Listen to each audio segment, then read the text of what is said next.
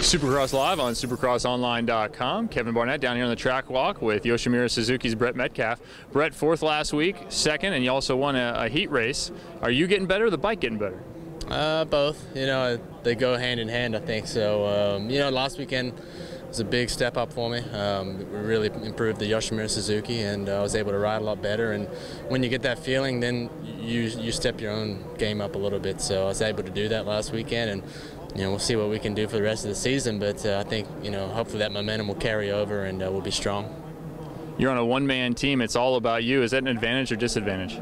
There's a lot of one-man teams this year. It doesn't matter, you know, if you have a teammate, sometimes it's better to bounce information back and forth. You can work things out about the track easier, but there's advantages of being the only guy. You get everybody on the team focused on you and your bike and your riding. They're watching you, so it doesn't really matter, to be honest. You know, I've been on both sides of the fence, so it's but it is cool. It's cool being the only guy, but it's quiet sometimes. So.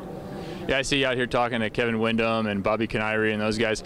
Is the camaraderie still there even though you're not on the same team? Yeah, I mean, I was on a team once with Kevin, and I've known Bobby since '03, so we've been around a little while now, and you know, it's always fun to catch up. We see each other every weekend, so if you don't like someone, then it kind of sucks. But you know, I get along with everybody, so it's all good.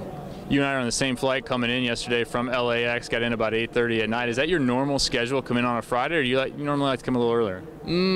I'd prefer to come in earlier on a Thursday, especially when we travel a long way, or you know, all the way to the East Coast.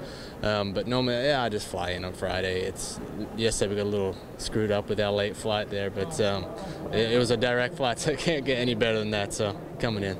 I look around this track, I see a lot of rocks in the dirt, the size of the dome. What do you notice, or what do you expect that's different when you come to Toronto? Well, normally it's freezing outside, but today is pretty nice, so that's the main thing we think about. But yeah, this dome is huge. I mean, it's probably the tallest dome I think I've seen.